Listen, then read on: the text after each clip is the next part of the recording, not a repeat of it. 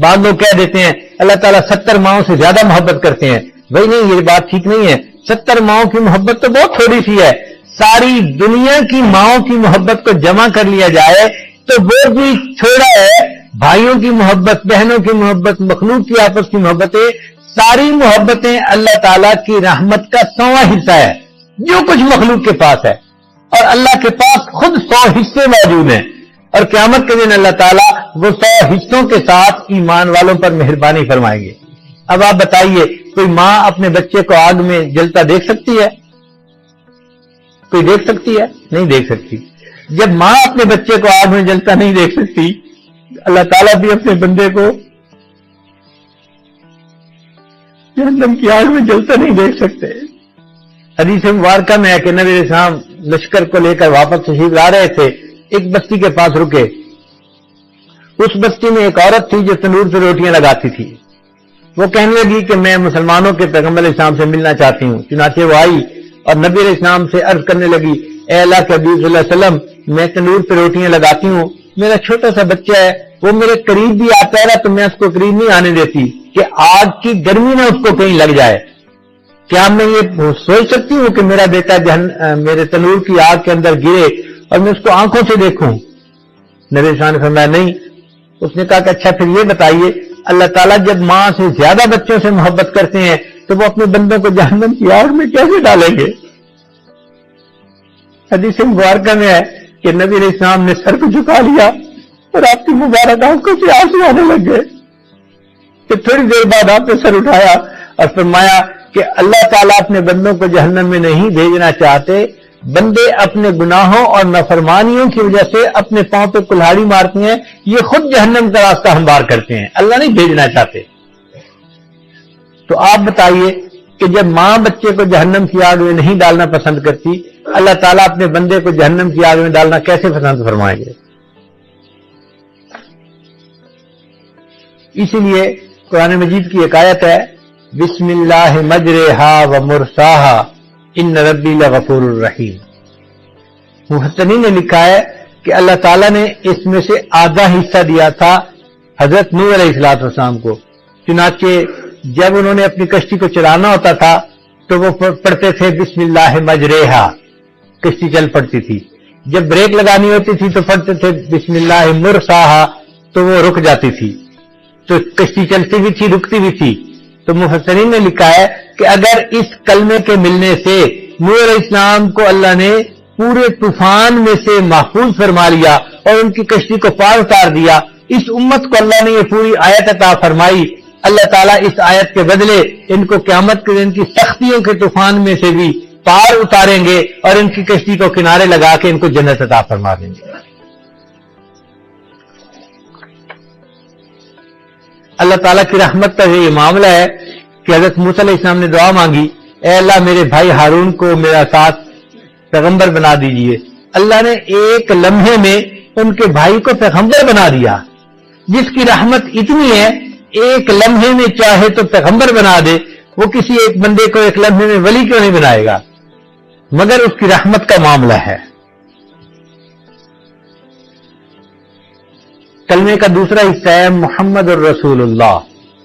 تو محمد صلی اللہ علیہ وسلم اللہ کے رسول ہیں، اور رسول اللہ صلی اللہ علیہ وسلم کو اللہ تعالیٰ نے رحمت للعالمین بنا کے بھیجا ہے، یعنی ایسی رحمت جو تمام جہانوں کے لیے رحمت. تو نبی علیہ السلام صرف انسانوں کے لیے رحمت نہیں تھے، انسانوں کے لیے بھی، حیوانوں کے لیے بھی، چرندوں کے لیے، پرندوں کے لیے، جنوں کے لیے، حتیٰ کہ فرشتوں کے لیے بھی رحمت بن کر تشریف لائے. جتنی اللہ کی مخلوق ہے، نبی علیہ السلام ان تمام مخلوق کے لیے رحمت بن کر تشریف لائے. وما ارسلناک الا رحمتا للعالمین. اے محبوب، ہم نے آپ کو جہانوں کے لیے رحمت بنا کر بھیجا ہے. کیونکہ نبی علیہ السلام کو اللہ نے اتنی رحمت عطا فرمائی تھی، لہذا ان کا دل اپنی امت کے لیے تڑپتا تھا اور وہ چاہتے تھے کہ میری امت کا کوئی بندہ جو ہے وہ جہنم میں نہ جائے. اس لیے نبی علیہ السلام پوری رات اپنی امت کے لیے دعوت جو ہے دعا مانگتے تھے، رب امتی رب امتی رب امتی. اے اللہ میری امت کو بخش دینا، میری امت کو بخش دینا. حدیث مبارکہ میں ہے، ایک مرتبہ سیدہ صدیقہ رضی اللہ تعالیٰ عنہ نے پوچھا، اے اللہ کے حبیب صلی اللہ علیہ وسلم، آپ امت کے لیے اتنا مہربان ہیں آپ ہر وقت رب امتی کی دعا مانگتے رہتے ہیں اور آپ کی مبارک آنکھوں میں سے آنسو جاری ہو جاتے ہیں. تو آپ نے فرمایا کہ عائشہ میں ساری زندگی دعا مانگتا رہوں گا حتیٰ کہ جب سکرات موت کا کیفیت ہوگی میں اس وقت بھی کہوں گا رب امتی رب امتی. اور ایسا ہو کہ جب مجھے قبر میں دفن کر دیا جائے گا اور قیامت کے دن اٹھایا جائے گا اس وقت بھی میں کہوں گا رب امتی رب امتی. اور عائشہ جب قیامت کے دن ہر کوئی نفسہ نفسی پکار رہا ہوگا میں اس وقت بھی کہوں گا رب امتی رب امتی. میں اپنی امت کے لیے دعا مانگوں گا کہ اللہ تعالیٰ میری امت کو بخش دے. چنانچہ نبی کے سامنے ایک مرتبہ دعا مانگی, یا اللہ میری امت کا حساب میرے سپرد کر دیجئے, قیامت کے دن حساب میں لے لوں گا. اللہ تعالیٰ نے پوچھا اے میرے حبیب صلی اللہ علیہ وسلم آپ ایسی دعا کیوں مانگ رہے ہیں؟ یا اللہ اس لیے مانگ رہا ہوں کہ میری امت کے گناہ کسی کے سامنے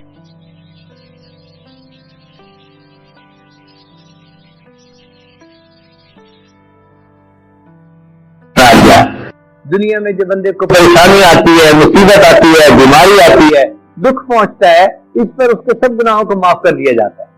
چنانچہ بہو ساس کی تکلیف برداشت کرتی ہے, صبر کرتی ہے, گناہ معاف ہوتے ہیں. بہو ساس جو ہے وہ بہو کے برتاؤ کے اوپر صبر کرتی ہے, اللہ اس کے گناہ کو معاف کرتے ہیں. خاوند بیوی کے برتاؤ پہ صبر کرتا ہے, اس کے گناہ معاف. بیوی خاوند کی جبر پر صبر کرتی ہے, اس کے بھی گناہ معاف.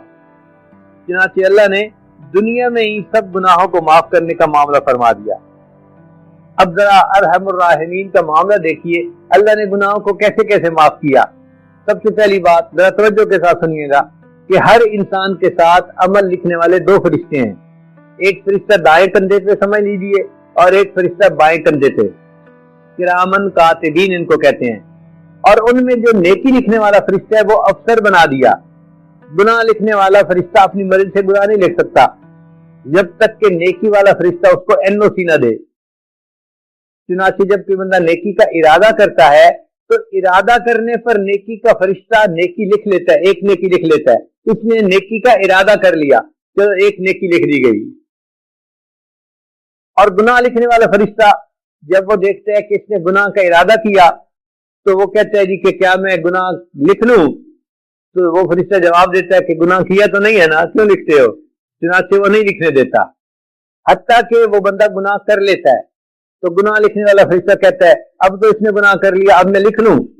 تو وہ فرشتہ جواب دیتا ہے تمہیں کیا جلدی پڑی ہوئی ہے, ہو سکتا ہے یہ بندہ معافی مانگ لے, نادم ہو جائے, شرمندہ ہو جائے اور اللہ اس کے گناہ کو معاف کر دے تو گناہ لکھنے کی ضرورت ہی پیش نہیں آئے گی. تو ایک پہر تک یعنی 6 گھنٹے تک وہ گناہ لکھنے ہی نہیں دیتا, انتظار کرواتا ہے. جب 6 گھنٹے تک بھی بندہ اپنے کام سے نادم نہ ہو اور توبہ نہ کرے پھر وہ اس کو اجازت دیتا ہے اچھا تم گناہ لکھ لو, تو وہ ایک گناہ لکھ دیتا ہے. نیکیاں بھی لکھی جاتی ہیں, گناہ بھی لکھی جاتی ہیں. پھر عجیب بات سنیے کہ حدیث مبارکہ میں ہے کہ جو بندہ سونے سے پہلے 33 مرتبہ سبحان اللہ, 33 مرتبہ الحمدللہ اور 34 مرتبہ اللہ اکبر پڑھ کر سوئے تو جب وہ سو جاتا ہے تو جو نیکی والا فرشتہ ہے وہ گناہ والے فرشتے کو کہتا ہے ذرا رجسٹر دکھاؤ نا تم نے اس میں کیا لکھا ہوا ہے. وہ چونکہ ماتحت ہے وہ رجسٹر نیکی گناہ کا دے دیتا ہے. اب وہ جو نیکی کا فرشتہ ہے وہ اس کو کہتا ہے کہ دیکھو اس نے فلاں نیکی کی ہے, ایک نیکی کے بدلے میں اس کے 10 گناہوں کو مٹاؤں گا. تو جتنی دیر مومن سویا رہتا ہے وہ نیکی کا فرشتہ ایک نیکی کے بدلے 10 گناہوں کو مٹاتا رہتا ہے. اور اگر نیکیاں کم ہو جاتی ہیں تو نیکی کا فرشتہ اس نیکی کو بڑھاتا ہے, ایک کے بدلے 10 کا ثواب, کئی مرتبہ ایک نیکی کے بدلے 700 نیکیوں کا ثواب دیتا ہے اور 700 نیکیوں کے بدلے اس کے گناہوں کو مٹاتا ہے. تو آپ غور کیجئے اللہ تعالیٰ نے انسان کے سونے کی حالت میں اس کے گناہوں کو معاف کرنے کی ترتیب بنا دی.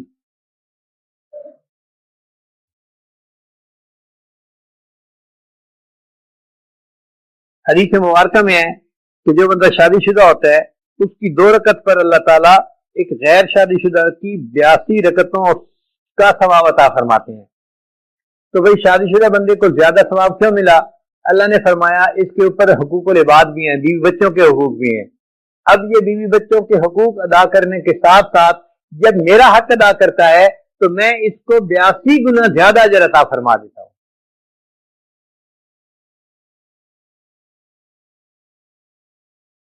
پھر اللہ تعالیٰ نے دل کی ندامت کو توبہ بنا دیا.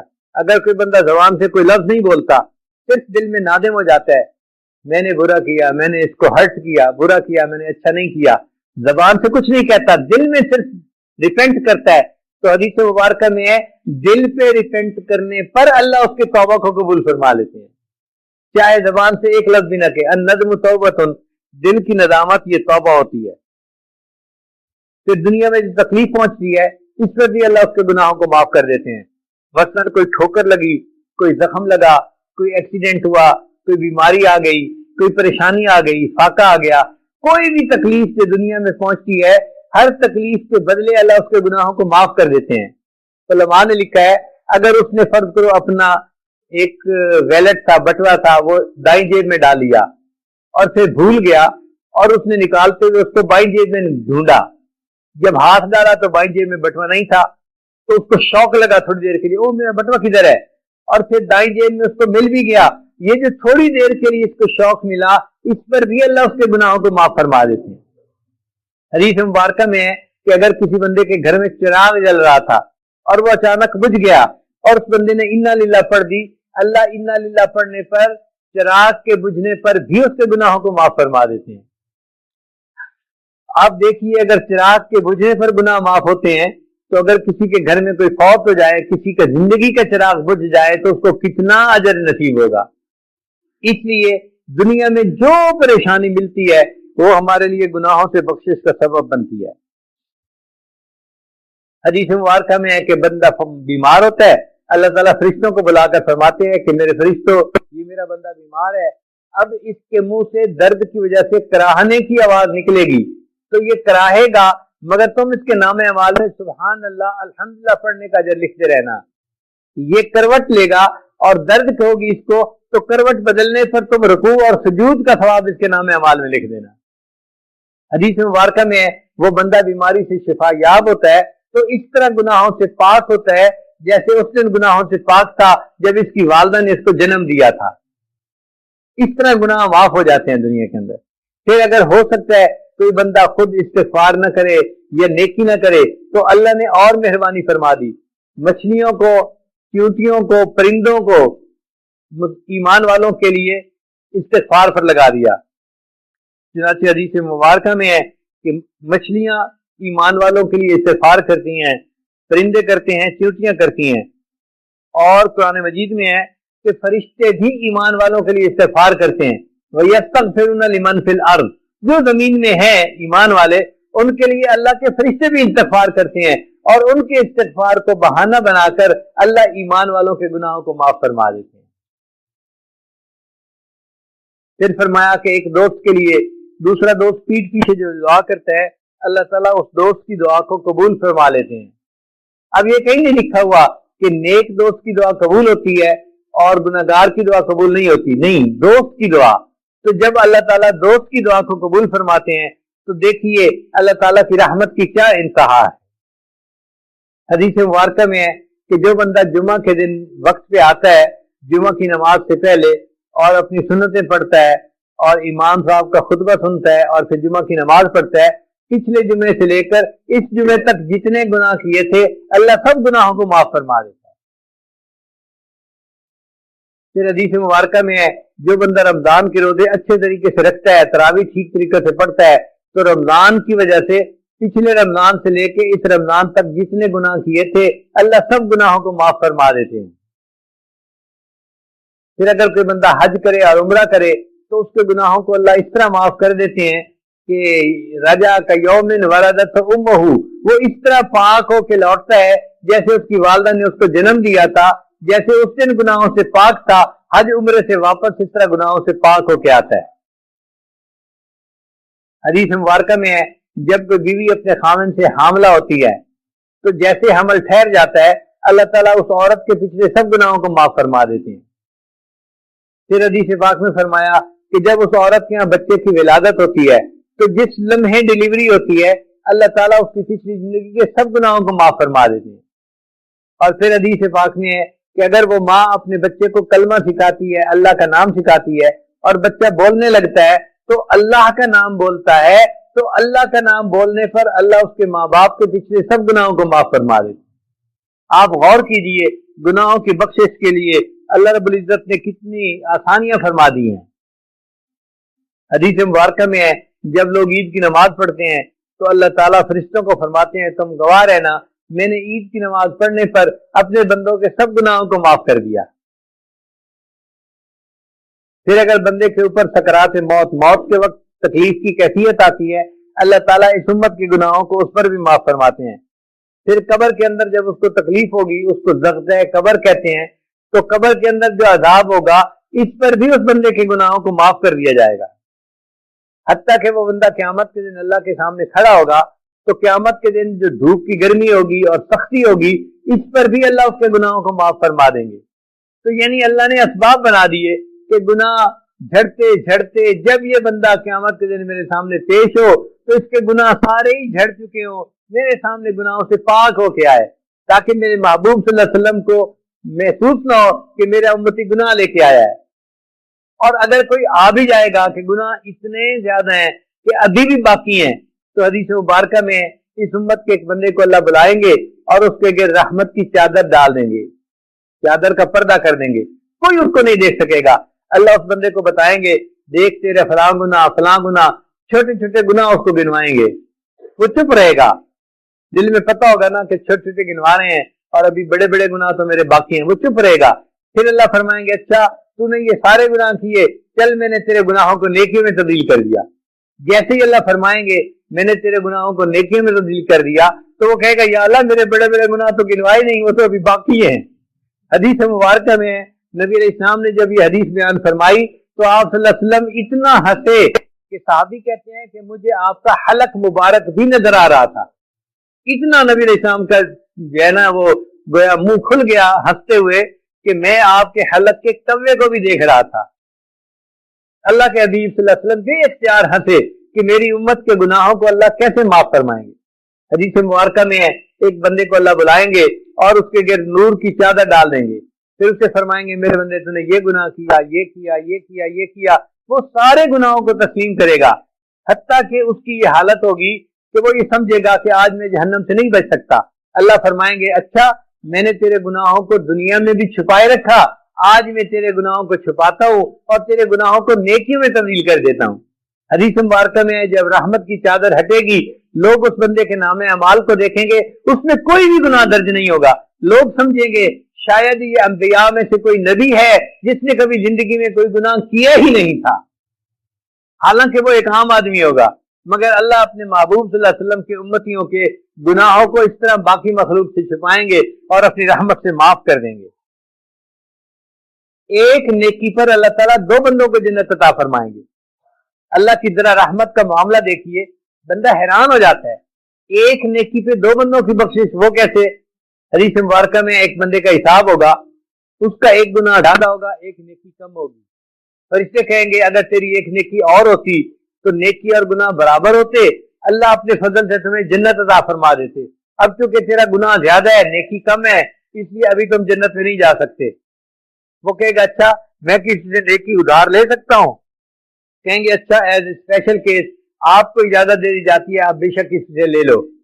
वो अपनी भाई के पास आएगा, नेकी मांगेगा, वालदा के पास आएगा, नेकी मांगेगा, बीवी के पास आएगा, बच्चों के पास आएगा, वालिद के पास आएगा, कोई उसको नेकी देने के लिए तैयार नहीं होगा। हालांकि सब नेक होंगे और सबके पास बड़ी नेकियां होंगी, पहाड़ों बराबर नेकियां होंगी, मगर हर एक डर रहा होगा, पता नहीं मेरा मामला कैसे। तो सब कहेंगे, भाई हमें नहीं पता हमारा मामला क्या, जब तक हिसाब नहीं हो जाता हम अपनी कोई नेकी नहीं दे सकते। जब सारे रिश्तेदार ना कर देंगे तो वो बंदा रोना शुरू कर देगा कि मुझे आज किसी ने भी मदद न की और सबने मुझे ना कर दी। ये मोहब्बतों के रिश्ते थे। माँ कहती थी, बेटा मैं तो तुझे धूप में खड़ा होता भी नहीं पसंद करती, तुझे अल्लाह साए में रखे, तुझे अल्लाह मुसीबतों से बचा के रखे, और आज मैं जहन्नम की आग में डाला जाऊंगा और अम्मी तो मुझे एक नेकी देने को तैयार नहीं। बीवी मुझसे इतनी मोहब्बतें जताती थी, मैं आपकी खातिर ये कर सकती हूँ, ये कर सकती हूँ, ये कर सकती हूँ, और आज इसके पास इतनी नेकियां थी और इसने एक नेकी भी मुझे न दी, और मेरे वालिद ने मुझे नेकी न दी, और मेरी औलाद ने भी मुझे नेकी न दी, तो मेरा तो कोई नहीं अल्लाह तेरे सिवा। वो रोना शुरू कर देगा। जब वो रो रहा होगा ना, एक बंदा करीब से गुजरेगा, पूछेगा, भाई रो क्यों रहे हो? وہ کہے گا دیکھو میرے ساتھ میرے رشتے داروں نے کیا سلوک کیا، کسی ایک نے بھی مجھے نیکی نہیں دی، میں رو رہا ہوں مجھے ایک نیکی کی ضرورت تھی، اب کسی نے نہیں دی تو اب مجھے جہنم میں ڈالا جائے گا۔ وہ کہے گا اچھا بھائی میرے نام مال میں ایک نیکی ہے، میں تمہیں دیتا ہوں تم جنت چلے جاؤ۔ جب وہ ایک نیکی دے دے گا تو یہ قیامت کے دن اتنا بڑا معاملہ ہوگا کہ فرشتہ اعلان کرے گا ایک بندے نے اپنی نیکی دوسرے کو دے دی۔ تو جب اللہ تعالیٰ اعلان سنیں گے اللہ فرمائیں گے کون ہے جو آج سخاوت کا اظہار کر رہا ہے اور اپنی نیکی دوسرے کو دے رہا ہے؟ وہ بندہ حاضر ہوگا، یا اللہ میں نے یہ نیکی دی، میرے بندے تو نے اپنی نیکی کیوں دی؟ وہ کہے گا یا اللہ میرے نام مال میں صرف ایک ہی نیکی تھی اور کچھ بھی نہیں تھا، میں نے تو یعنی کہ اس جہنم میں جانا ہی تھا، میں نے سوچا کہ چلو میں تو جہنم میں جا ہی رہا ہوں، اگر میری نیکی دینے سے اس کی بخشش ہو سکتی ہے تو ہو جائے۔ اللہ فرمائیں گے تو کیا سخاوت دکھاتا ہے، سخاوت کا حقدار تو میں ہوں، میں نے اس بندے کو بھی جنت عطا فرمائی اور تمہیں بھی میں نے اس کے بدلے جنت عطا فرما دی۔ ایک نیکی پر دو بندوں کو جنت عطا فرما دی جائے گی۔ حدیث مبارکہ میں اللہ تعالیٰ دو بندوں کو کھڑا فرمائیں گے اور ان کو کہیں گے کہ بندو تم نے گناہ کیے، برائی کی، گناہوں پہ زندگی گزاری، جاؤ جہنم میں۔ تو ان میں سے ایک بندہ جو ہوگا وہ جہنم کی طرف بھاگنا شروع کر دے گا اور دوسرا بندہ جو ہوگا وہ تھوڑا چلے گا پھر پیچھے دیکھے گا، پھر دو قدم چلے گا پھر پیچھے دیکھے گا۔ اللہ ان دونوں کو پھر بلا لیں گے، پہلے سے پوچھیں گے بھائی تم نے بھاگنا کیوں شروع کر دیا؟ وہ کہے گا یا اللہ زندگی میں تو آپ کے حکموں پر میں نے کوئی عمل نہ کیا جیسے کرنا چاہیے تھا، آج یہ آپ کی طرف سے آخری حکم ملا تو میں نے سوچا اس حکم پر تو عمل کر لوں، آپ نے فرمایا جاؤ جہنم میں بھاگ پڑا۔ اللہ فرمائیں گے اچھا اگر میرے حکم کا اتنا تیرے دل میں احترام ہے جا میں نے تجھے جنت عطا فرما دی۔ پھر اللہ تعالیٰ دوسرے سے پوچھیں گے بھئی تیرا معاملہ کیا؟ دو قدم چلتا تھا پیچھے دیکھتا تھا، پھر دو قدم پھر پیچھے، پھر دو قدم چل کے پھر پیچھے دیکھتا تھا۔ وہ کہے گا یا اللہ ساری زندگی مجھے آپ کی رحمت پہ بھروسہ رہا، آج آپ نے حکم دے دیا جاؤ جہنم میں دو قدم چلتا تھا پھر پیچھے دیکھتا تھا شاید آپ کو ترس آ جائے، آپ کی طرف سے رحمت کا معاملہ ہو جائے، پھر دو قدم چلتا تھا پھر پیچھے دیکھتا تھا۔ اللہ فرمائیں گے اچھا اگر تجھے میری رحمت کا اتنا ہی بھروسہ ہے جا میں نے تجھے بھی جنت عطا فرما دی۔ تو اللہ تعالیٰ اپنے محبوب صلی اللہ علیہ وسلم کی جو ہے امت کے اوپر قیامت کے دن عجیب بہانوں سے رحمت فرمائیں گے اور سب کو اللہ تعالیٰ جنت عطا فرمائیں گے۔ چنانچہ حدیث مبارکہ میں ہے کہ ایک بندہ مرنے لگا اور اس نے اپنے بیٹوں کو نصیحت کی کہ میرے بیٹوں جب میں مر جاؤں مجھے نہلا دینا، کفنا دینا اور میری داڑھی کے اندر آٹا جو ہے وہ لگا دینا، یہ خشک آٹا ہوتا ہے نا وہ میری داڑھی کے اوپر جو ہے وہ لگا دینا، بالوں کے اوپر۔ اللہ کے حضور پیشی ہو گئی، اللہ نے پوچھا میرے بندے تو نے یہ کیوں وصیت کی تھی؟ یا اللہ میں نے اپنے علماء سے سنا ہے کہ جو بندہ کلمہ پڑھنے والا سفید بال ہو جاتے ہیں آپ اس کے سفید بالوں کو حیا دیکھ کے حیا فرماتے ہیں، تو میں نے بچوں کو کہا کہ میرے بال تو کالے ہیں اور میرے گناہ بھی زیادہ ہیں، تم آٹا جو ہے میرے بالوں پہ لگا دو گے تو میرے بال سفید نظر آئیں گے، ہو سکتے اللہ کو میرے اوپر ترس آ جائے، اللہ اس بندے کو بالوں پر آٹا لگانے پر معاف کر کے جنت عطا فرما دیں گے۔ حدیث مبارکہ میں ایک بندہ گنہگار تھا، قبر میں گیا تو اس کو قبر کا عذاب ہونے لگا، اس کا ایک چھوٹا بچہ تھا، اس کی بیوی نے اس کو پالا، بچہ ذرا بڑا ہو گیا تو بیوی نے اس بچے کو قاری صاحب کے پاس قرآن پاک پڑھنے کے لیے بٹھا دیا۔ جب اس بچے نے پڑھانا الحمدللہ رب العالمین، سب تعریفیں اس رب کے لیے ہیں جو جہانوں کا پروردگار ہے۔ اللہ نے فرشتوں سے کہا کہ دیکھو اس کا بچہ میری تعریف کر رہا ہے، اب مجھے اچھا نہیں لگتا کہ اس بچے کے باپ کو عذاب دوں، اللہ نے اس کے قبر کے عذاب کو معاف فرما دیا۔ امام غزالی رحمۃ اللہ علیہ فوت ہوئے، خواب میں نظر آئے، کسی نے پوچھا کہ حضرت آگے کیا بنا؟ فرمایا کہ اللہ نے میری بخشش فرما دی۔ اس نے کہا ہاں آپ کے تو بڑی کتابیں ہیں اور علم ہے اور اس وجہ سے لوگوں کو فائدہ ہوا تو اللہ نے آپ کی بخشش کر دی۔ تو فرمایا نہیں، کتابوں کا تو تذکرہ آیا ہی نہیں تھا، اس سے پہلے ایک چھوٹا سا عمل تھا جو مجھے یاد ہی نہیں تھا، اللہ نے اس پر بخشش کر دی۔ بھئی وہ عمل کون سا تھا؟ تو فرمانے لگے کہ میں بیٹھا حدیث پاک لکھ رہا تھا، میں نے اپنی قلم دوات میں ڈالی سیاہی لگانے کے لیے۔ آج کل تو ایسے قلم ہے نا کہ سیاہی لگانے کی ضرورت نہیں ہوتی، اندر ہی سیاہی ہوتی ہے، آپ پورا صفحہ لکھتے جائیں، آپ کو قلم اٹھانے کی ضرورت نہیں ہے۔ تو پہلے ہر جو ہے لفظ لکھنے کے لیے سیاہی لینی پڑتی تھی، پھر لفظ لکھنا پڑتا تھا۔ تو وہ فرماتے ہیں کہ میں نے دوات میں قلم ڈالی اور باہر نکالی، جیسے ہی نکالی ایک مکھی جو ہے وہ قلم کے کونے کے اوپر آ کر بیٹھ گئی۔ تو میں نے دل میں سوچا یہ پیاسی ہوگی اور یہ سیاہی پینا چاہتی ہے، تو میں نے اپنی قلم کو 1 سیکنڈ کے لیے روک لیا وہیں پہ، وہ مکھی اڑ کے چلی گئی، میں نے لکھنا شروع کر دیا۔ اللہ نے فرمایا تم نے ایک مکھی کی پیاس کا خیال رکھا، لہذا اس عمل پر میں نے تمہیں جنت عطا فرما دی۔ آپ دیکھیے کس طرح بہانوں سے اللہ تعالیٰ اپنے محبوب صلی اللہ علیہ وسلم کی امتیوں پر مہربانی فرمائیں گے اور قیامت کے دن ان کو جنت عطا فرمائیں گے۔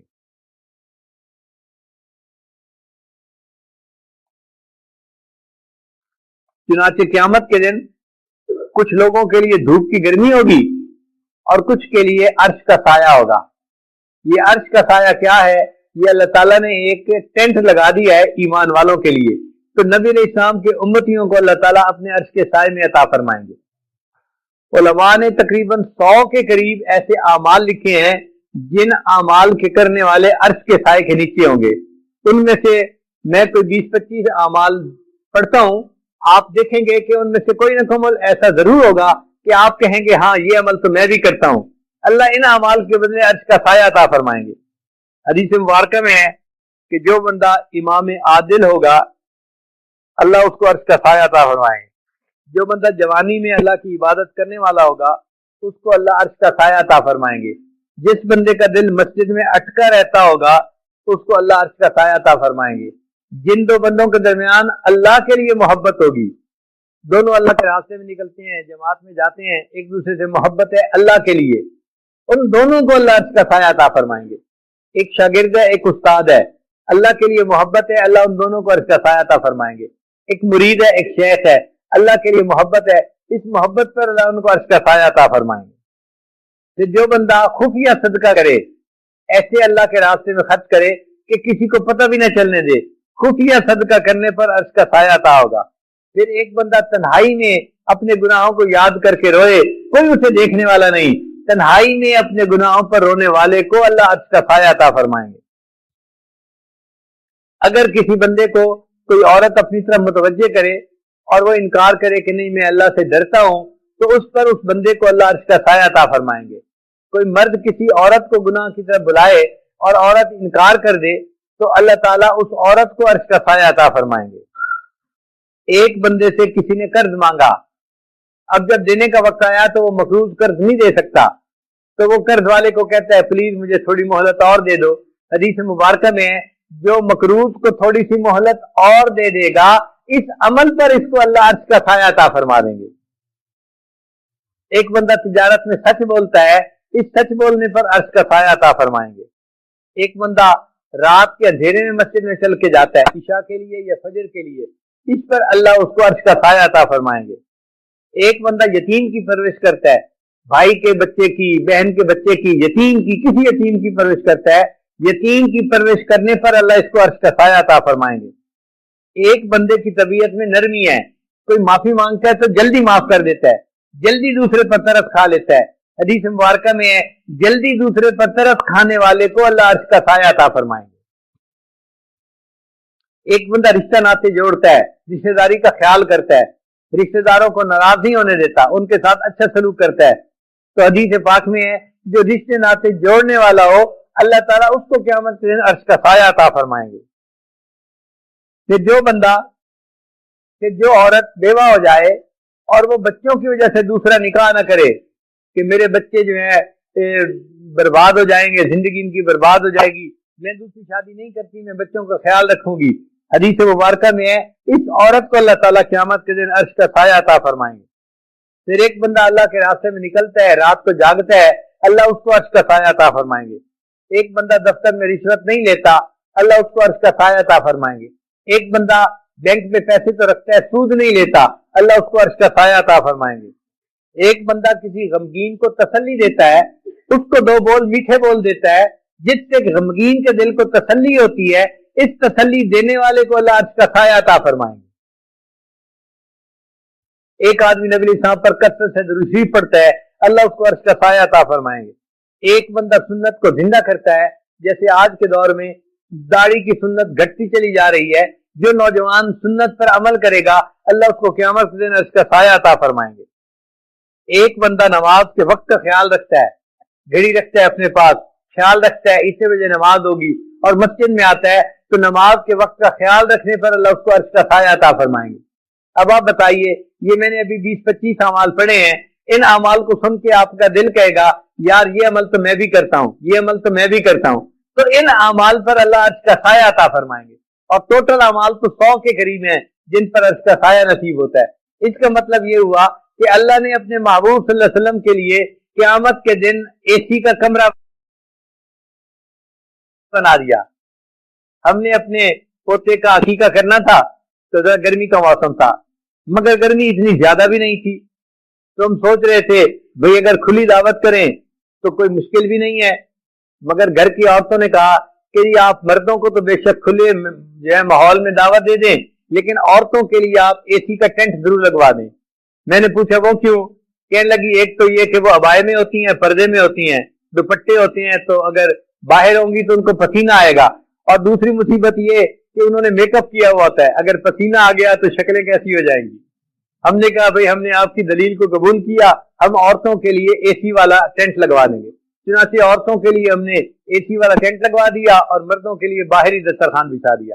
الحمدللہ اتنا مجمع تھا، اللہ نے سب پر مہربانی فرمائی اور سکون کے ساتھ عورتوں نے بھی کھانا کھایا ٹینٹ میں اور مردوں نے باہر ٹینٹ کے۔ تو مجھے اس دن یہ بات یاد آئی کہ قیامت کے دن ایسا ہی ہوگا، اللہ تعالیٰ اپنی باقی مخلوق کے لیے تو باہر جو ہے وہ سب کو کھڑا کر دیں گے، آگ ہوگی اور دھوپ ہوگی اور سورج کی گرمی ہوگی، لیکن اپنے محبوب صلی اللہ علیہ وسلم کی امت کے لیے اللہ تعالیٰ عرش کا ٹینٹ لگا دیں گے، وہ اے سی کا کمرہ ہوگا، اس میں اپنے محبوب کی امت کو کہیں گے تم یہاں جا کے بیٹھ جاؤ۔ عائشہ صدیقہ عنہا فرماتی ہیں کہ جو لوگ عرش کے سائے میں ہوں گے ان کو قیامت کے دن کی لمبائی کا پتہ بھی نہیں چلے گا، قیامت کا دن ہوگا 50,000 سال۔ وہ فرماتی ہیں کہ نبی علیہ السلام نے بتایا جو لوگ عرش کے نیچے ہوں گے ان کے لیے قیامت کا دن فجر کی 2 رکعت سنت کے برابر ہوگا۔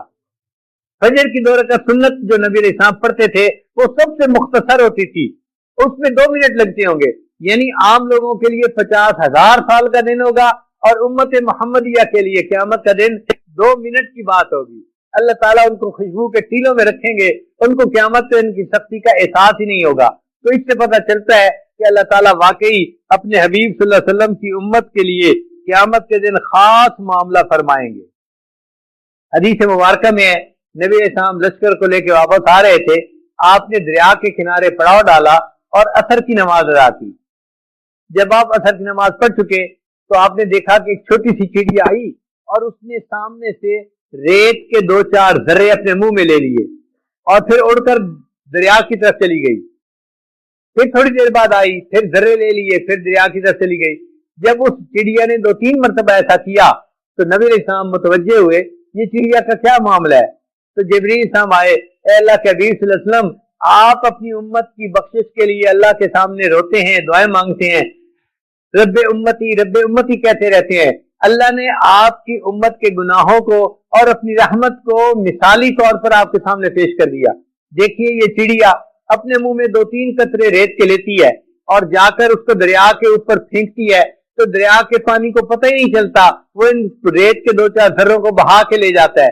تو اللہ نے بتلا دیا میرے محبوب میری رحمت دریا کی مانند ہے اور آپ کی امت کے گناہ اس ریت کے چند ذرات کی مانند ہے۔ میرے رحمت کے دریا کے سامنے آپ کے ریت کے ذرات کچھ نہیں کریں گے، میں سب کے گناہوں کو معاف فرما دوں گا۔ ایک بیل کے سر کے اوپر، سینگ کے اوپر ایک مچھر آ بیٹھا، جب اڑنے لگا تو اس نے بیل سے سوری کیا، معافی مانگی، بھائی میں آپ کے سینگ کے اوپر بیٹھا رہا، مجھے معاف کر دینا۔ بیل نے کہا نہ مجھے تمہارے بیٹھنے کا پتہ چلا اور نہ مجھے تمہارے اڑنے کا پتہ چلا، تمہارے وزن کا مجھے احساس ہی نہیں ہوا۔ اگر بیل کو ایک مچھر کے بیٹھنے اور اڑنے کا پتہ نہیں چلتا تو اللہ کی رحمت اس بیل کی مانند ہے اور اس امت کے گناہ مچھر کی مانند ہے۔ اللہ کی رحمت کو پتہ ہی نہیں چلے گا اس امت کے گناہ تھے یا نہیں تھے، اللہ سب گناہوں کو معاف فرما دے گا۔ پھر اللہ تعالیٰ نے قرآن مجید میں نبی علیہ السلام سے وعدہ فرمایا ہے یوم لا یخزی اللہ النبی والذین آمنوا معہ، اللہ تعالیٰ قیامت کے دن اپنے نبی علیہ السلام کو اور جو ان کے ساتھ ایمان لائے ان کو قیامت کے دن رسوا نہیں کرے گا، ان کو لیٹ ڈاؤن نہیں ہونے دے گا۔ اللہ نے جب قرآن میں وعدہ فرما دیا اے محبوب میں آپ کو قیامت کے دن لیٹ ڈاؤن نہیں ہونے دوں گا، تو کیسے ممکن ہے کہ کسی کے گناہوں کی اللہ تعالیٰ قیامت کے دن پکڑ فرمائے؟ اللہ سب کے گناہوں کو معاف کر دیں گے اور اپنے محبوب کے وعدے کو نبھائیں گے۔ حدیث مبارکہ میں اللہ تعالیٰ نے قرآن مجید میں فرمایا وَلَسَوْفَ يُعْطِيكَ رَبُّكَ فَتَرْضَىٰ، اے میرے محبوب صلی اللہ علیہ وسلم میں آپ کو قیامت کے دن اتنا دوں گا کہ آپ راضی ہو جائیں گے، خوش ہو جائیں گے، آپ بس کریں گے، اے اللہ بہت بہت بس تو مچ ہے میرے لیے۔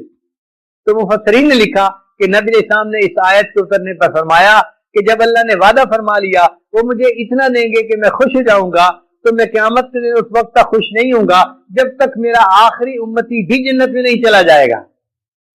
اب جب نبی علیہ السلام نے یہ وعدہ فرما دیا تو بتائیے نبی علیہ السلام وعدے کو نبھائیں گے نا، اور اس امت کو جنت میں لے کے جائیں گے۔ حدیث مبارکہ میں نبی علیہ السلام نے فرمایا اللہ تعالیٰ نے ہر نبی علیہ السلام کو ایک ایسی دعا کرنے کا حکم دیا کہ جیسی مانگی جائے گی ویسی دعا قبول کر لی جائے گی۔ تو صحابی نے پوچھا اللہ کے وسلم پھر مختلف انبیاء نے دعائیں مانگی؟ فرمایا ہر نبی نے کوئی نہ کوئی دعا مانگی اور جیسے مانگی اللہ نے اس کو ویسے قبول کر لیا۔ تو صحابی نے پوچھا اے اللہ کے وسلم آپ کو بھی اختیار ملا؟ نبی صلی اللہ علیہ وسلم نے فرمایا ہاں مجھے بھی دعا مانگنے کا اختیار ملا، میں نے دنیا میں وہ دعا نہیں مانگی، میں نے اس کو ذخیرہ بنا لیا، اب میں اس کو قیامت کے دن مانگوں گا اور اس وقت جنت میں جاؤں گا جب اللہ میری ساری امت کو جنت عطا فرما دے۔ تو اللہ کے حبیب صلی اللہ علیہ وسلم چونکہ رحمت للعالمین تھے لہذا امت کے لیے انہوں نے اتنی دعائیں مانگی، اتنا اللہ کے سامنے روئے، اور حتیٰ کہ اللہ نے وعدہ فرما دیا محبوب صلی اللہ علیہ وسلم میں آپ کی امت کے معاملے میں آپ کو میں غمزدہ نہیں ہونے دوں گا۔ حدیث مبارکہ میں نبی علیہ السلام کے اوپر آخری وقت کی کیفیات تھیں۔ حضرت جبرائیل علیہ السلام آئے اور حضرت ملک الموت آئے۔ ملک الموت دروازے پہ کھڑے ہو گئے اور جبرائیل علیہ السلام اندر آئے اور آ کے نبی علیہ السلام کی خدمت میں عرض کیا اے اللہ کے حبیب صلی اللہ علیہ وسلم اللہ نے آپ کو یاد فرمایا ہے، یعنی ہم آپ کو لینے کے لیے آئے ہیں۔ تو نبی علیہ السلام نے فرمایا جبرائیل پہلے اللہ تعالیٰ سے پوچھ کے یہ بتاؤ کہ میرے بعد اللہ تعالیٰ میری امت کے ساتھ کیا معاملہ فرمائیں گے؟ تو جبرائیل علیہ السلام نے اللہ تعالیٰ سے پوچھا، اللہ نے پیغام دیا میرے محبوب صلی اللہ علیہ وسلم کو جا کے بتا دو اے میرے محبوب صلی اللہ علیہ وسلم ہم آپ کے بعد آپ کی امت کو تنہا نہیں چھوڑیں گے، ہم ان کی سرپرستی فرمائیں گے اور ان کے ساتھ خیر کا معاملہ فرمائیں گے۔ جب نبی علیہ السلام کو امت کی طرف سے تسلی ہو گئی پھر نبی علیہ السلام نے فرمایا اب جو ہے نا جبرائیل علیہ السلام ملک الموت کو بلا لو اور مجھے میرے اللہ سے واصل کر دو۔ چنانچہ پھر ملک الموت آئے اور یوں اللہ تعالیٰ کے محبوب صلی اللہ علیہ وسلم نے پردہ فرما لیا۔ تو تسلی جب ہو گئی تو تب محبوب صلی اللہ علیہ وسلم نے پردہ فرمایا۔ آپ بتائیے کوئی ماں اپنے جوان بیٹے کی موت پہ کتنا روتی ہے؟ ایک ہفتہ، 2 ہفتے، 1 مہینہ، پھر نارمل زندگی گزارتی ہے۔ ہم نے تو دیکھا خامن فوت ہو جاتا ہے تو بیوی مہینے 2 مہینے بعد نارمل زندگی گزار رہی ہوتی ہے، بیٹا فوت ہو جاتا ہے باپ 3 دن بعد نارمل زندگی گزار رہا ہوتا ہے۔ کوئی کسی کے اوپر 23 مہینے نہیں روتا۔ اللہ کے محبوب صلی اللہ علیہ وسلم اس امت کے لیے 23 سال متواتر روتے رہے، رب امتی رب امتی رب امتی۔ تو 23 سال کا رونا اللہ کو کتنا پیارا لگا ہوگا اور اللہ نے اس پر محبوب کی امت کے گناہوں کو کس قدر معاف کیا ہوگا۔ لہذا اللہ تعالیٰ کے محبوب صلی اللہ علیہ وسلم کی امت ہونے کی وجہ سے اللہ تعالیٰ قیامت کے دن ہمارے گناہوں کو معاف فرمائیں گے اور ہمیں اپنی رحمت سے جنت عطا فرما دیں گے۔ تو بعلم ازل مرادی دی آنکھیں بعیب وخریدی۔ شاعر کہتے ہیں اے اللہ تو مجھے میرے اپنے علم کی وجہ سے جب پیدا نہیں ہوا تھا اس وقت سے جانتا ہے کہ میری اوقات کیا ہے، میں کیسا ہوں گا۔ تو بعلم ازل مرادی دی، تو اپنے ازلی علم کے ساتھ اللہ مجھے جانتا ہے۔ دی آنکھیں بعیب وخریدی، ان میرے عیبوں کے جاننے کے باوجود آپ نے مجھے پیدا کیا، میری روح کو دنیا میں بھیجا اور پھر فرمایا کہ میں نے ایمان والوں سے ان کے مال اور جان کو جنت کے بدلے خرید لیا، اور اللہ آپ نے مجھے ان عیبوں کے باوجود خریدنے کا بھی سودا کر لیا۔ تو بعلما ومن وعیبہما، اللہ تو وہی علم والا ہے میں وہی ہے وہ والا ہوں رد مکنا سے خود پسندیدی، اللہ اس کو رد نہ کر جس کو آپ نے پسند فرمایا۔ تو اللہ تعالیٰ اپنے معبود صلی اللہ علیہ وسلم کی امت کے اوپر بہت رحمت فرمائیں گے۔ ہمارے علاقائی زبان کا ایک شعر ہے، اس کا میں ترجمہ کر دوں گا۔ ایک گناہ میرا ماں پہ ویکھن تے دیوین دیس نکالا۔ ایک گناہ ماں باپ دیکھتے ہیں اور اپنے بچے کو یا اپنی بیٹی کو گھر سے نکال دیتے ہیں۔ ایک گناہ میرا ماں پہ ویکھن تے دیوین دیس نکالا، تے لاکھ گناہ میرا اللہ ویکھے تے او پردے پاون والا، اور لاکھ گناہ میرا اللہ دیکھتا ہے اور وہ میرے گناہوں پہ پردے ڈال دیتا ہے۔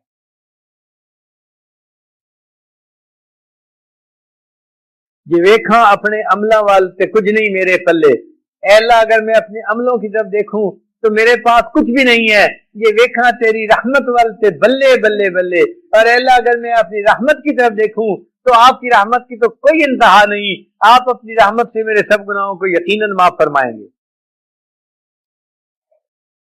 مولا جتنی بڑی آپ کی ذات اتنی بڑی میری آپ سے آس، جتنی بڑی آپ کی ذات اتنی بڑی میری آپ کے ساتھ آس، میری امید اتنی بڑی ہے۔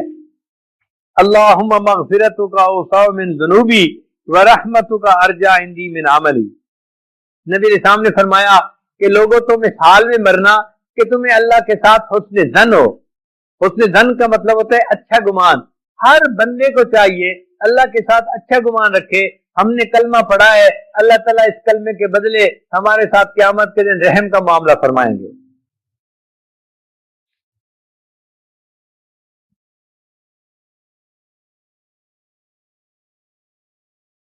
رائیونڈ کے اجتماع میں ایک مرتبہ میں نے یہ خود واقعہ سنا۔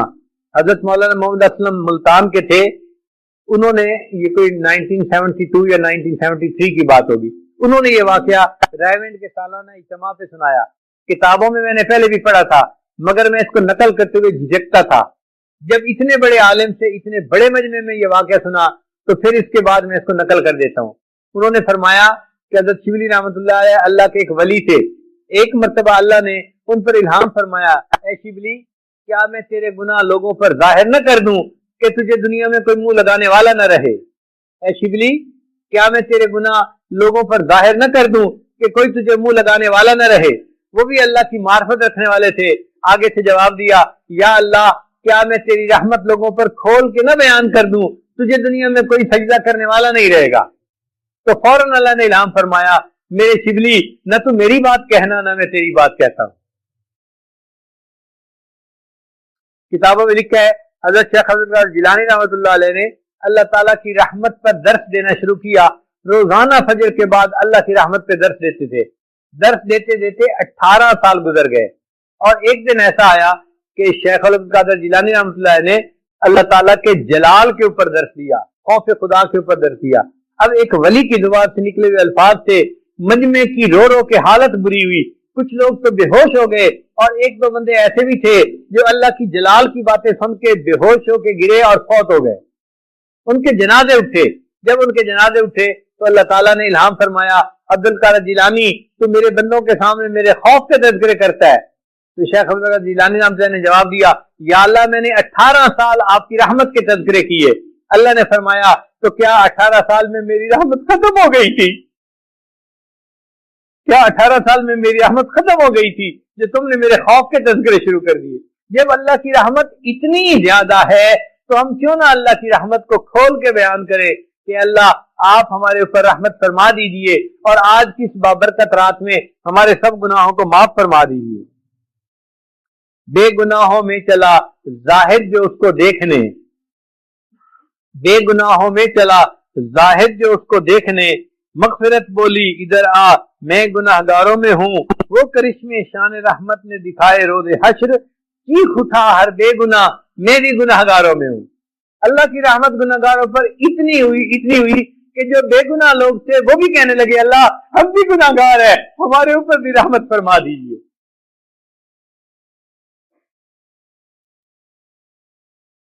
آہ جاتی ہے اثر کو کھینچ لانے کے لیے، بادلو ہٹ جاؤ دے دو راہ جانے کے لیے، اے دعا فریاد کر عرش بری کو تھام کے، اے خدا رخ پھیر دے اب گردش ایام کے، خلق کے راندے ہوئے دنیا کے ٹھکرائے ہوئے آئے ہیں اب تیرے در پر ہاتھ پھیلائے ہوئے حق پرستوں کی اگر کی تو نے جل جوئی نہیں تانا دیں گے بت کے مسلم کا خدا کوئی نہیں خار ہیں بدکار ہیں ڈوبے ہوئے ذلت میں ہیں جو بھی ہیں آقا تیرے محبوب کی امت میں ہیں رحم کر اپنے نہ آئینے کرم کو بھول جا ہم تجھے بھولے ہیں لیکن تو نہ ہم کو بھول جا اے اللہ ہم آپ سے غافل بنے پھرتے رہے آپ ہمیں نہ بھولیے آج کی اس خاص رحمت کی رات میں اللہ ہم پر رحمت کی نظر فرما دیجئے اور ہمارے سب گناہوں کو معاف فرما دیجئے حدیث مبارکہ میں ہے کہ 15 شعبان کی رات کو لسٹ بنائی جاتی ہے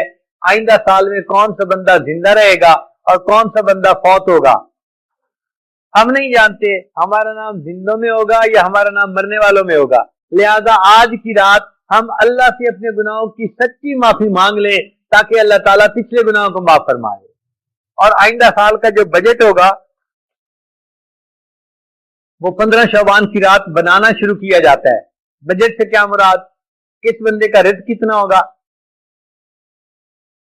کاروبار کیسا ہوگا کس کو بیوی ملے گی کس کو اولاد ملے گی کس عورت کو خامن ملے گا دنیا میں صحت عزت کھانا پینا جو چاہیے اس سارے کو رزق کہتے ہیں اس رزق کا آئندہ سال کا بجٹ آج رات بنانا شروع کیا جائے گا اور یہ پورا رمضان بنتا رہے گا اور جو 27 رمضان کی رات ہوتی ہے اس رات میں اس بجٹ کی لسٹیں فائنل کر کے اللہ فرشتوں کے حوالے کر دیتے ہیں تو اللہ نے ہمیں یہ انمول موقع عطا فرمایا آج بجٹ بننا شروع ہونا ہے ہم آج کی رات اللہ سے مانگیں ہم کیوں کسی کے سامنے شکوے کرتے ہیں کیوں کسی کو کہتے ہیں میری پریشانی ہے میری بیٹی پریشان ہے میرا بیٹا جاب نہیں ملتی میرا کاروبار نہیں چلتا میں بیمار ہوں بیماری دور نہیں ہوتی بھائی جب بجٹ بنانے والے پروردگار آج رات بجٹ بنائے گا آئندہ سال کا تو آج رات اللہ سے دعائیں مانگ لیجئے رو دھو لیجئے تاکہ اللہ تعالیٰ ہماری پریشانیوں کو دور کر دے اور پریشانیوں کی بجائے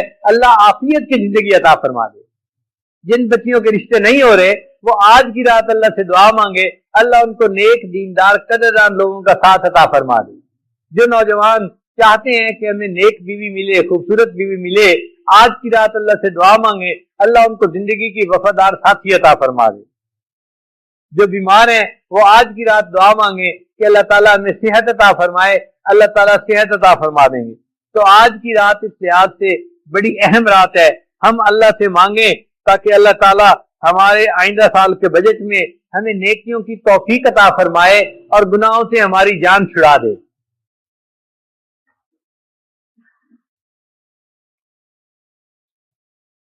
اب ذرا ایک بات اور توجہ کے ساتھ سنیے گا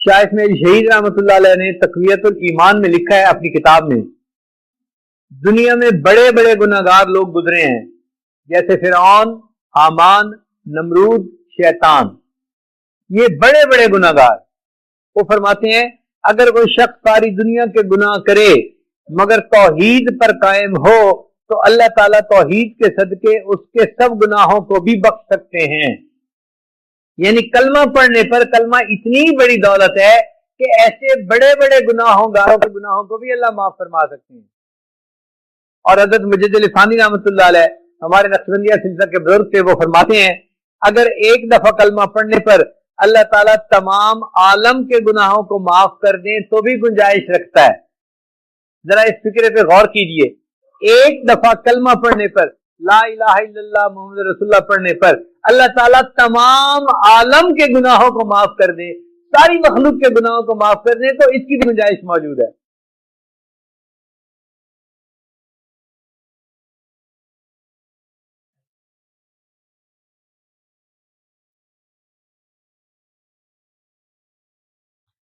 اب طبرانی شریف کی ایک روایت ہے ذرا اس کو سن لیجئے پھر انشاءاللہ ہم دعا کرتے ہیں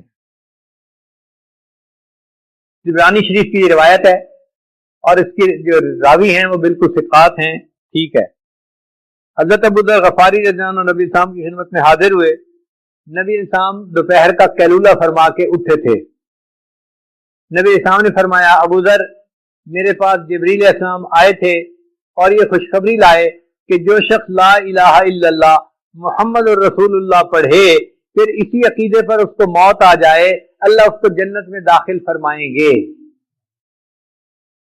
تو ابو ذر غفاری نے پوچھا اے اللہ کے حبیب صلی اللہ علیہ وسلم ان زنا و ان سرقہ، اگرچہ کلمہ پڑھنے کے بعد اس بندے نے چوری بھی کی ہو اور زنا بھی کیا ہو، تو نبی صلی اللہ علیہ وسلم نے فرمایا ہاں اس کے باوجود اللہ جنت عطا فرمائیں گے۔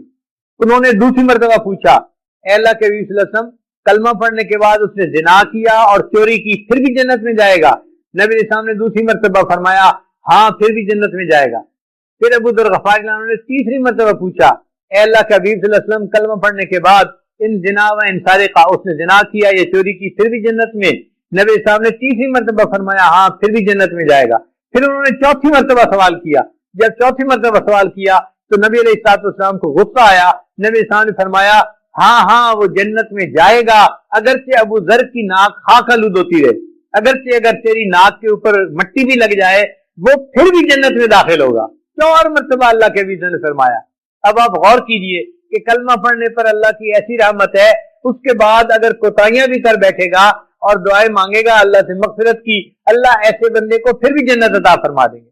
اس لیے جس بندے نے کلمہ پڑھا ہے اس کو کبھی کم نظر سے نہ دیکھیں، چاہے وہ شرابی ہو، چاہے زانی ہو، چاہے وہ جوا کھیلتا ہو یا کوئی اور گناہ کا ارتکاب کرتا ہو، اس کو کبھی بری نظر سے نہ دیکھیں۔ کیوں؟ کلمہ پڑھا ہوا ہے، اگر وہ معاف کر لے گا، اللہ سے معافی مانگ لے گا، اللہ اس کے گناہوں کو اس کی نیکی میں تبدیل فرما دیں گے، وہ ہم سے زیادہ بہتر ہو جائے گا، وہ ہم سے زیادہ افضل ہو جائے گا۔ اسی حدیث پاک میں آتا ہے نبی علیہ السلام طواف فرما رہے تھے، ابو داؤد شریف کی روایت ہے، طواف فرما رہے تھے تو آپ نے بیت اللہ کو دیکھ کے فرمایا بیت اللہ، اللہ کے ہاں تیرا مرتبہ بہت زیادہ ہے، مگر میں کہتا ہوں کہ جس بندے نے کلمہ پڑھا ہے حرمت المؤمن ارجح من حرمت الکعبہ، اللہ کے نزدیک بیت اللہ سے زیادہ اس بندے کا مقام ہے جس نے کلمہ پڑھ لیا ہو۔ آپ بتائیے بیت اللہ کی کتنی عزت ہے اللہ کے ہاں۔ اب ایک کلمہ پڑھ